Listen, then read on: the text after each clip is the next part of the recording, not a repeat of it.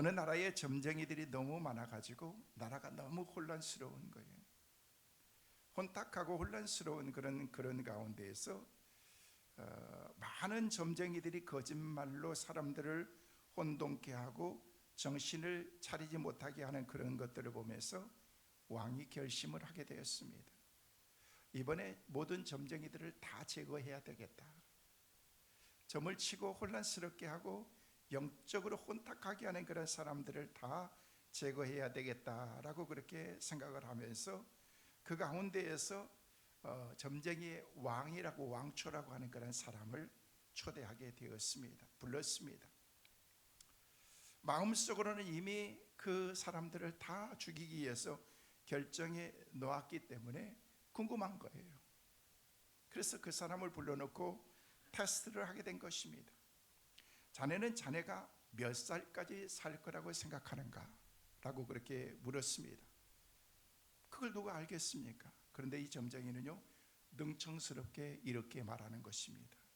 예, 폐하, 압니다. 언제까지, 몇 살까지 살겠는가? 예, 제가 생각해 보니까 제가 사는 날은 정해져 있는데 폐하보다 3일 먼저 죽을 것 같습니다 라고 얘기를 했어요. 이 왕이 더 궁금한 거예요. 그러면 나는 몇 살까지 살 것 같은가? 라고 그렇게 물었어요. 거침없이 다시 대답합니다. 예, 폐하는 저보다 3일 더 사십니다. 왕은 점쟁이가 하는 말이 다 이렇게 거짓말이라는 사실을 알았지만은요, 혹시 점쟁이의 그 말이 맞으면은요, 큰일이다 싶은 거예요. 당장 오늘 죽으면 그 뒤에 3일 뒤에 내가 죽어야 된다. 1년 뒤에 뒤면 1년 뒤에 3일 후에 내가 죽어야 된다라는 그런 생각을 가지고 생각하니까 갑자기 섬뜩해지기 시작하는 거예요. 그러면서 왕이 마음이 불편하기 시작한 것입니다. 야, 이러다가 큰일 나는 거 아닌가 생각하고 싶어가지고 부하들을 불렀습니다. 부하들을 불러가지고 명령했습니다. 이자가 오래오래 살도록 보호해 주거라. 왜? 그래야 내가 오래 살 수 있으니까. 세상의 모든 사람들은 죽음을 다 두려워합니다. 말은 내가 이제 빨리 죽어야지, 이제 갈 때 다 됐어, 갈 때 됐다고 다 얘기를 하면서도 갈 준비는 안 해놓고 삽니다.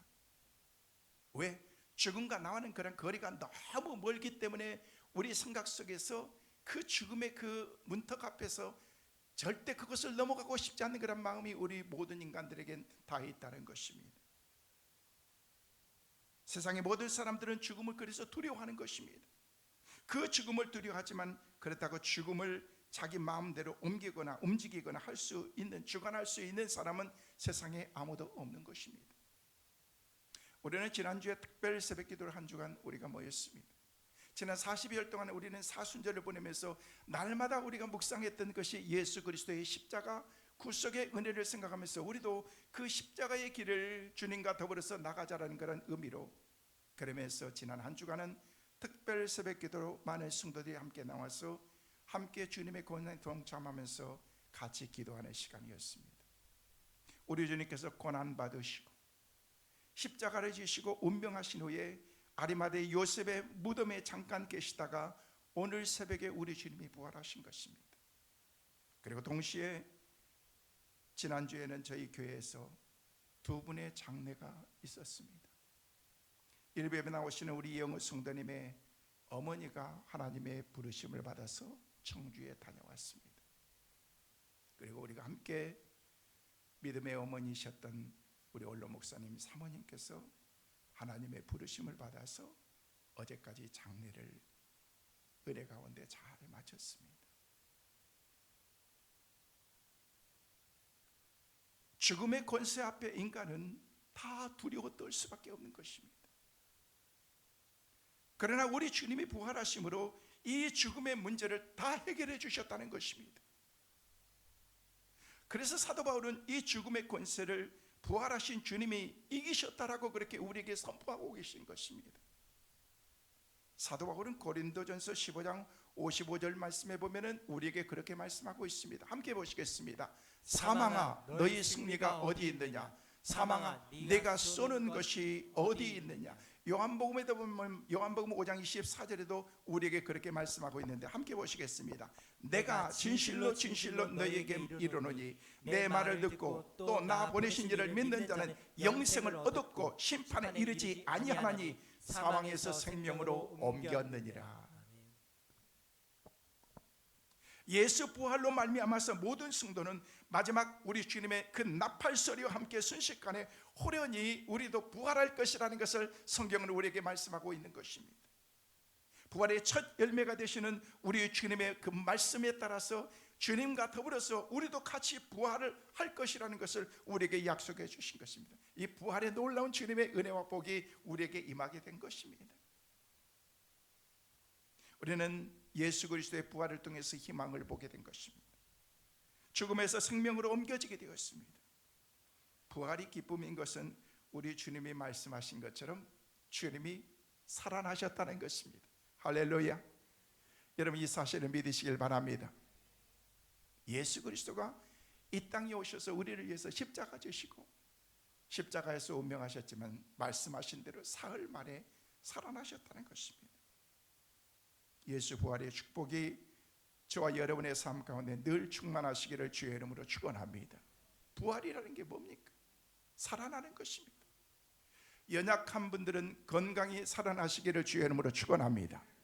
물질이 어려운 가운데 있는 분들은 경제적인 문제가 살아나기를 주의 이름으로 축원합니다. 무덤이 열렸던 것처럼 여러분의 앞길이 환하게 열려지는 은혜가 있기를 간절히 소망합니다. 자녀들의 앞길이, 남편의 앞길이, 하는 그런 모든 일들이 앞길이 환하게 열려지는 이게 바로 부활의 은혜라는 것입니다. 축복인 것입니다. 살아나는 것입니다. 어느 노부부가 이제 연세도 드시고 그래서 이제 성지순례를 한번 가자 해가지고 여행을 가게 됐어요. 성지순례를 가게 됐어요. 이스라엘을 여행했는데 한참 여행을 하다가 너무 무리가 되었는지 사모님이 갑자기 심장마비로 돌아가시게 된 거예요. 얼마나 당황했어요. 뭘 어떻게 해야 될지 모르겠는 거예요. 이미 돌아가셨기 때문에 이제 나머지 장례를 치러야 되는데, 그래서 장의사에게 찾아가가지고 어떻게 이 일들을 처리해야 되느냐라고 얘기했더니 옵션을 두 가지를 주더라는 거예요. 두 가지를 주면서 첫째는 이곳에서 장례를 치르면은 이것은 성지이기 때문에 또 거룩한 곳이기 때문에 의미도 있다. 이곳에서 하면은 장례비용이 몇 백만 원이면 다 끝난다. 근데 만약에 고국으로 돌아가서 한국에 가서 장례식을 치르려고 하면은 먼저는 시신의 방부 처리를 해야 되고 또 공수해서 비행기에 실어 가야 되고 이렇게 하다 보면 비용이 수천만 원이 드는데 그것은 당신이 알아서 결정해라. 이 남편이 갑자기 고민이 많게 되는 거예요. 어떻게 될 건가? 여기다 묻으면 몇 백만 원이면 끝나고 한국으로 하면 수천만 원이 드는데 어떻게 할 건가 생각하다가 고민하다가 저희 아내를 한국으로 모시고 가겠습니다 라고 얘기했어요. 그러면서 한마디 하는 거예요. 듣자 하니 옛날에 젊은 사람이 죽어가지고 여기서 묻었는데 3일 만에 부활했다고 하는데 내 아내를 여기다 묻었다가 3일 만에 부활하면은 그것도 내가 책임이, 이런 뼈 있는 얘기 아닙니까? 아내들이요, 남편 조심하세요. 너무 믿지 마세요. 부활해야 되잖아요. 살아나야 되잖아요. 우리는 살아날까 봐 겁내는 거예요. 여러분 신앙생활하면서 내가 변화돼야 되잖아요. 변화될까 봐 겁내는 거예요. 왜? 변화되면 내가 놔야 되거든요. 가지 말아야 되거든요. 하지 말아야 되거든요. 성도 여러분, 우리는 부활을 바라고 소망을 가면서 바라보면서 사는 사람인 것입니다. 유한한 생명 속에서 꽃피고 열매 맺고 살아가는 그런 우리의 삶으로 그것으로 끝나는 것이 아니라 소망의 나라를 바라보면서 영원한 생명이 우리 가운데 주어질 그 영생의 삶을 바라보면서 살아가는 것이 우리의 삶인 것입니다. 오늘 부활주일을 맞이하면서 우리 주님이 부활하신 그 부활의 은혜가 하나님 내 마음속에 예수로 충만하게 도와주시고 정말 주님이 살아계시다는 그런 사실을 내 삶을 통해서 증거하게 도와주시고 우리 온 성도들이 이 은혜의 삶을 살아갈 수 있게 하여 주옵소서. 이것이 바로 저의 기도의 제목이었습니다. 어느 교회에서 부활절을 맞이하면서 부활절 칸탄타를 열심히 준비하고 있었습니다. 마지막 리허설을 연습을 하면서 마치면서 열과 성의를 다해서 힘껏 부르게 되었습니다. 합장 순서가 끝나고 소프라노 독창을 할 차례가 되었습니다.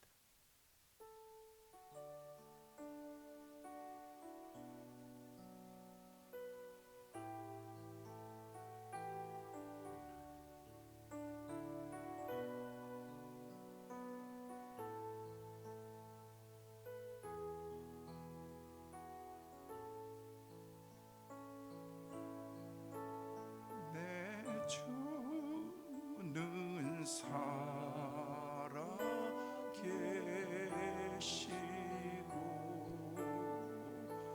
날 위해 비심은 그 주신 사랑이 나요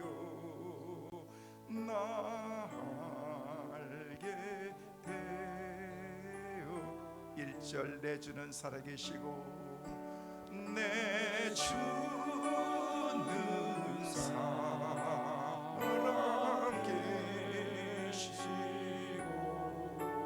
날 위해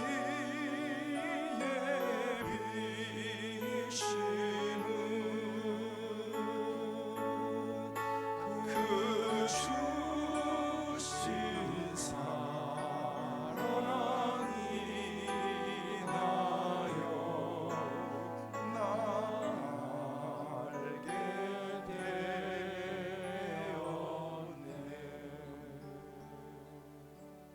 성가대 칸타타를 준비하면서 합창을 준비하고 이 솔리스트가 나와서 이 찬송을 부르면서 내 주는 살아계시고 날 이에 비심은 그 주가 주신 사랑으로 인하여 날 알게 하셨네. 독창을 맡은 이자는 음악적인 그 기술에 원숙하게 호흡 조절을 완벽하게 하면서 음정도 정확하게 맞추면서 발음도 똑똑하게 듣는 사람들에게 모두가 다 은혜가 될 수 있도록 이 찬양을 불렀던 것입니다.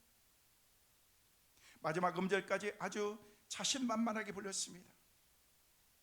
모든 사람들의 시선이 이제 지휘자에게 시선이 모이게 되었습니다.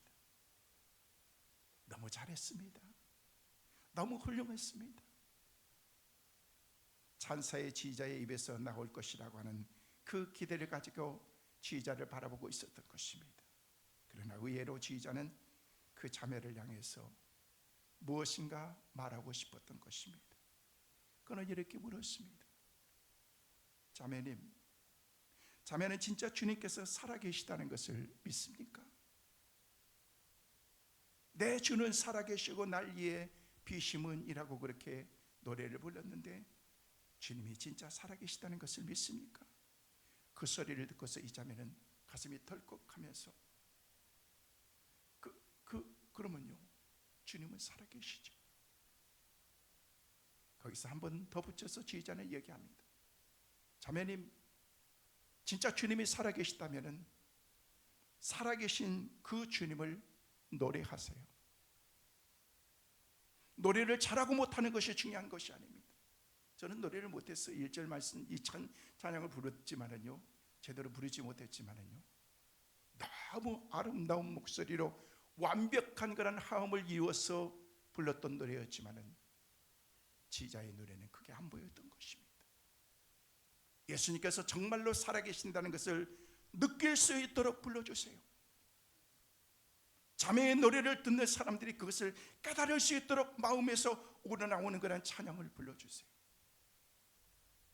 오늘 성가대 칸타타 그동안 잘 준비하셨는데 여러분들이 그런 마음으로 찬양을 불러주세요. 전 진심입니다. 여러분이 연습을 많이 하고 노래를 잘하고 못하고 이거 중요한 거 아닙니다. 내 찬양이 정말 주님이 살아계시다는 것을 노래할 수 있는 신앙. 제가 아쉬웠던 게 뭔 줄 아십니까? 우리 찬양대들이 연습하는 것만큼 기도도 더 많이 했으면 참 좋았겠다라는 그런 아쉬운 마음이 솔직하게 제 마음속에 있었습니다. 저는 물어보고 싶어요. 우리 찬양대원들한테 오늘 칸타타를 위해서 여러분 얼마나 기도해 보셨어요? 기도해 주셨나요? 노래를 하는 게 중요한 게 아닙니다. 정말 우리 주님이 살아나셨다라는 것을 노래 못 부르는 것, 우리 전문가들 아닌데 정말 고백으로 그렇게 드려질 수 있는 그런 신앙, 이게 진짜 고백이고 찬양이라는 것입니다. 그 소리의 여자는 많은 것을 생각하게 되고, 그래서 주님께서 살아계셔서 지금도 함께 하시면서 자신의 찬양을 받고 계심을 느끼는 마음으로 그 찬양을 부르기 시작한 것입니다. 듣는 사람들이 다 감격하면서 흐느껴서 울기 시작하는 것입니다. 노래가 끝난 후에 지휘자도 눈물 범벅이 되어서 그는 이렇게 말합니다. 자매님, 정말 예수님께서 살아계시는 것을 알고 있군요. 자매의 노래가 그 사실을 우리 모두에게 알려주었습니다. 사랑하는 성도 여러분, 우리 주님은 부활하셨습니다. 그리고 분명하게 살아계십니다. 그래서 부활은 우리에게 가장 큰 기쁨인 것입니다. 세상에 많은 종교가 있지만 그 어떤 종교도 기독교를 따라올 수 없는 것이 딱 하나가 있습니다. 그것은 부활의 교리라는 것입니다. 다종교가 기독교를 모방해서 많이 있지만요, 이건 누구도 모방할 수 없는 것입니다. 부활이라는 것은 다시 살아나기 때문에 그런 것입니다. 예수님께서 다시 사셨고 그를 믿는 자들이 다시 살아날 것이라고 약속하신 그 약속의 말씀대로 우리 주님이 살아나셨다는 것입니다. 그렇기 때문에 기독교만이 참된 종교라고 너무 이기적인 것 같지만은요, 이 진리를 우리는 선포하면서 나가고 있는 것입니다. 왜? 진리이기 때문에. 다시 산다는 것, 이게 얼마나 감격적인 일입니까? 우리 주님께서 예수님이 다시 사셨을 뿐만 아니라 우리 믿는 사람들이 다시금 살아날 수 있다는 것입니다. 할렐루야. 이런 은혜가 우리 가운데 이미 주어진 줄로 믿으시길 바랍니다. 날마다 우리는 이 감격 속에 살아야 되는 것입니다. 오늘 새벽에 우리 주님께서 살아나신 것처럼 우리 예수님께서 다시금 살아나셔서 우리 가운데 부활의 놀라운 은혜를 선물해 주셨습니다. 부활하신 주님을 우리는 다 보았습니다. 예수님이 부활하실 때 이미 주위에 있는 사람들이 예수님이 부활하셨다. 그리고 그 새벽에 특별히 부활의 기쁜 소식을 함께 느끼는 사람들이 있었습니다. 오늘 본문 8절 말씀에 보면은요, 우리에게 그렇게 말씀하고 있습니다. 함께 보시겠습니다. 그 여자들이 무서움과 큰 기쁨으로 빨리 무덤을 떠나 제자들에게 알리려고 다름질할세. 그 여자들이라고 말하고 있습니다. 그들은 천사로부터 부활의 소식을 전해 듣고서 그 기쁨이 그 마음속에 있었습니다. 그런데 이 여인들 가운데 부활의 기쁨이 더 큰 기쁨이 있었는데 그가 누굴까요? 바로 막달라 마리아라고 말하고 있습니다. 여러분 성경에 보니까 마리아가 많이 나옵니다. 좀 많이 흔했던 이름인 것 같습니다. 마리아, 막달라 마리아, 여러 마리아가 있는데 여기 말씀해 보니까 막달라 마리아라고 꼭 구분해서 그렇게 얘기하는데, 다른 말씀에 보니까 이 여인은 귀신 들렸더라라고 말해요. 귀신 들렸던 마리아라고 그렇게 말하기도 하고, 그 귀신도 그냥 귀신이 아니고 7 귀신 들린 여인이었다라고 그렇게 우리에게 말하기도 합니다. 여러분 7이라는 그런 숫자는 완전입니다. 그래서 완전하게 귀신 들렸던 그런 사람이었는데 이 사람이 하나님의 은혜를 받게 된 것입니다. 여러분 예수님 주변에 있었던 사람들은 누군 줄 아십니까? 가장 비천한 그런 그 사람들이 귀신 들렸던 사람, 그리고 간염 현장에서 붙잡혔던 사람들, 그런 사람들, 그 여인들, 그 당시의 여인들은 사람으로 취급하지 않는 그런 시대지 않습니까? 그런데도 그 여인들은 딱 하나 이유가 있었습니다. 왜? 주님을 사랑하기 때문에. 주님을 사랑하는 그런 마음이 있었기 때문에 아무리 힘들고 어려운 그런 환경이 있다고 할지라도, 내 생명에 위협이 있다고 할지라도, 그래서 제자들은 다 떠났지 않습니까? 그 근처도 오지 않는 그런 그들의 삶 가운데 이 여인들은 주님을 사랑한다는 그런 그 이유 하나로 그곳에 갔었다는 것입니다. 모든 것을 다 준비하고 우리 주님의 몸에 바를 것까지 준비하면서 그곳에 갔습니다. 마가복음 16장에 보면요, 막달라 마리아와 야고보와 그의 어머니 마리아와 또 살로메가 가서 예수께 바르기 위하여 향품을 사다 두어서 그곳에 갔다라고 그렇게 말하고 있습니다. 예수님의 죽음을 너무너무 아파하고 있는 것입니다. 이게 뭐예요? 이게 사랑인 것입니다. 누구보다도 주님의 그 죽음을 아파했습니다. 그래서 십자가 지신 주님의 뒤를 따르면서 울고 또 울고 울면서 주님이 가셨던 그 길, 그리고 이제는 아무도 올 수 없도록 다 막아놓는 그런 그 무덤 앞에서 그 주님을 기다리고 있었던 것입니다. 온갖 장애와 위험을 무릅쓰고 아직 어두운 이른 아침에 시체를 향해서 바를 향유를 가지고 준비해서 주님의 그 자리에까지 나갔던 것입니다. 그때 우리 주님께서, 부활하신 주님께서 그들을 만나 주신 것입니다. 울고 있는 그들에게 찾아와서 여자여 왜 우느냐, 왜 울고 있느냐. 너무 기뻐 뛸 것 같았습니다. 너무 기쁜 것입니다. 그들이 얼마나 주님을 사랑했는지 알 수가 있습니다. 여러분, 진짜 사랑했는지 안 했는지는요, 장례식장에 가보면 알 수가 있습니다. 사랑하지 않는 사람이 누가 있습니까?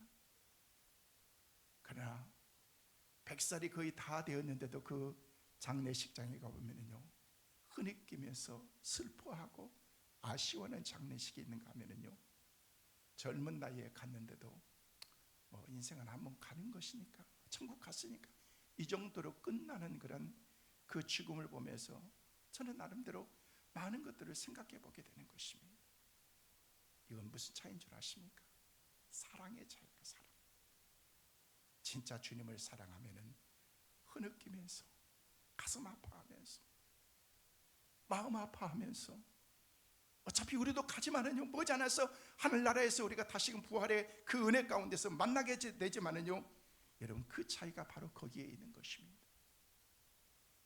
영원히 죽을 수밖에 없는 우리 인생의 문제를 우리 예수님의 죽으심과 부활로서 깨끗하게 다 해결해 주신 그런 하나님의 은혜 가운데서 우리가 산다면 우리는 날마다 감격하면서 하나님의 은혜 가운데서 살 수가 있는, 진정 인생이 무엇이고 인생의 그 고통이 무엇인지를 우리가 그 가운데서 알게 되는 것입니다.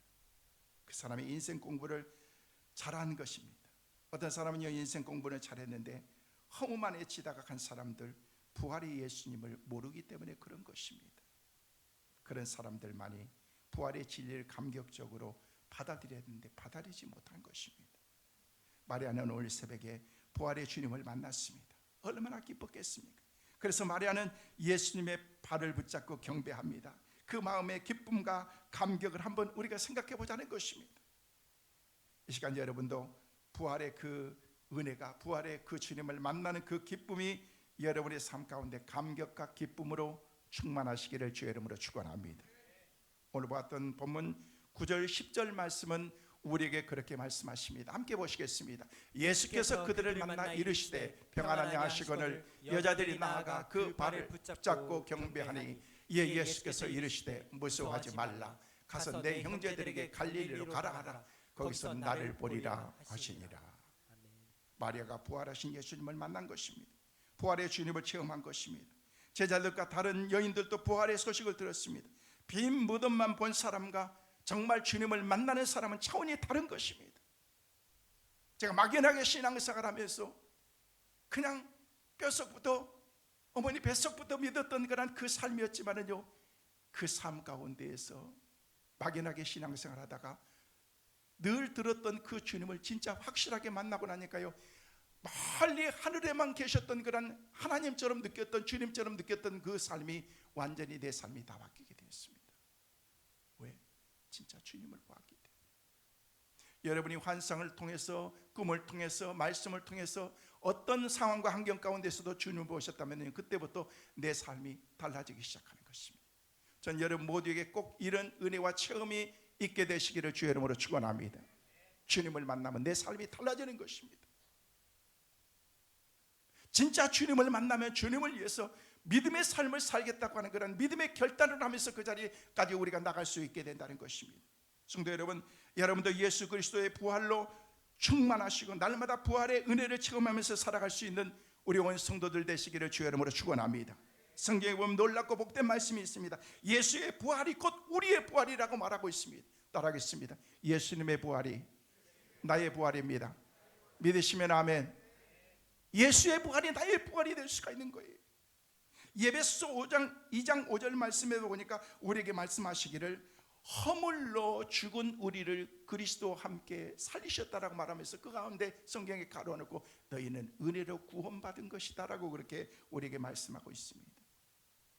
사도 바울은 예수님이 죽으실 때 우리도 죽었고 나도 죽었고 예수님이 부활하실 때 나도 살게 되었다고 그렇게 말하고 있다는 것입니다.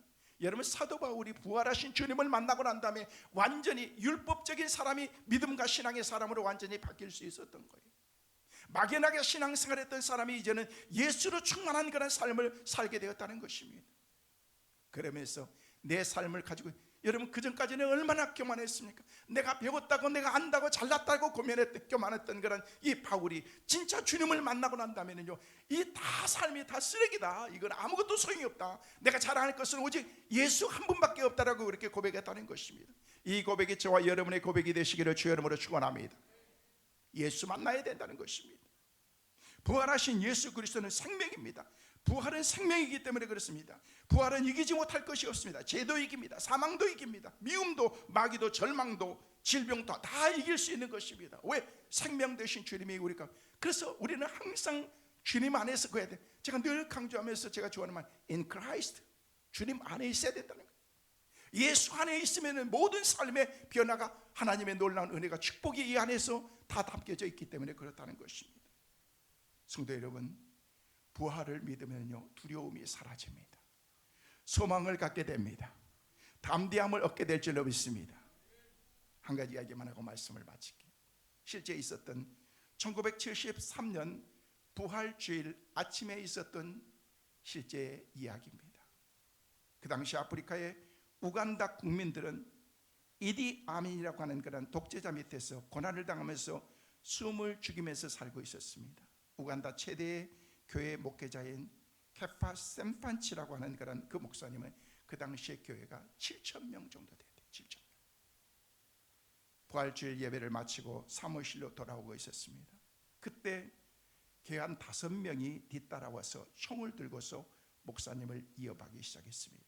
그 사람들은 나라의 비밀 경찰들이었던 것입니다. 정부를 반대하는 사람들을 암살하는 무서운 그 일들을 맡아서 행하는 사람이었습니다. 누구든지 정부를 반대하고 정부의 그 질서를 따르지 않는 사람들 가서 죽이는 거예요. 암살하는 거예요. 김배주 목사님을 죽이기 위해서 그들이 찾아왔습니다. 예배에 참석했습니다. 그 예배 가운데서 목사님은 그렇게 현 정부의 부정과 잘못된 것들을 지적하면서 우리나라가 바로 서야 된다는 것을 지적했을 때 그 사람들이 오르르 찾아와가서 조용히 그 목사님을 죽이기 위해서 다서게 되었습니다. 그 목사님은 조용히 이렇게 얘기를 했습니다. 오늘은 우리 예수님께서 다시 사신 날입니다. 나는 죽음이 두렵지 않습니다. 단지 죽기 전에 당신들을 위해서 기도하고 싶은데 저를 위해서 2분만 주실 수 있겠습니까? 라고 요구를 했습니다. 암살자의 리더가 동의했습니다. 심표진 목사는요, 간절한 마음으로 무릎 꿇고 그렇게 기도했습니다. 하나님, 우리의 모든 상황을 아시는 하나님, 우리나라를 불쌍히 여겨주시고 공의가 바로 서게 도와주시고 질서의 나라가 되게 하시고 하나님을 두려워하는 그런 마음을 갖게 하여 주옵소서. 여기 서 있는 이분들은 하나님을 몰라서 자신들이 죄가 무엇인지를 알지 못하고 있습니다. 저들을 용서하여 주옵소서 라고 그렇게 눈물로 간절히 기도했는데, 기도하고 났더니 암살자의 리더의 표정이 확 달라졌습니다. 부드럽게 변해 있었던 것입니다.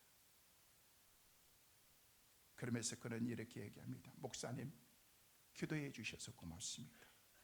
우리들의 무례를 용서하여 주옵소서. 목사님은 오늘 이미 죽으셨습니다. 하면서 자기의 동료들을 데리고 가자 하면서 그것을 떠나더라는 것입니다.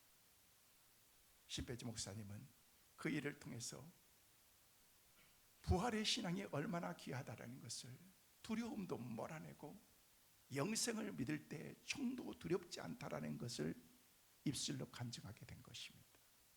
성도 여러분, 이 아침에 우리를 죄와 사망에서 구원하시려고 예수님이 다시 사셨습니다. 여러분의 삶이 힘들고 어렵습니까? 고통입니까? 실망하지 마십시오. 부활의 주님을 체험하기만 하면은 죄악의 고통이 크면 클수록, 인생의 죽음과 수고와 슬픔이 크면 클수록, 부활하신 그 은혜를 받으면 받을수록 기쁨과 은혜는 더 충만하게 될 줄로 믿습니다.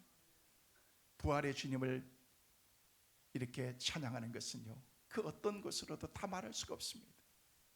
그래서 우리 할렐루야 찬양대는 그동안 찬양을 준비하면서 우리 부활하신 그 주님을 찬양하기 위해서 오늘 이 자리에 찬양을 준비했습니다. 오늘 이 시간 찬양하시는 그런 부활절 간단타를 통해서 하나님의 큰 은혜가 오늘 예배에 참석하신 여러분의 삶 가운데 충만할 수 있기를 주의 이름으로 축원합니다.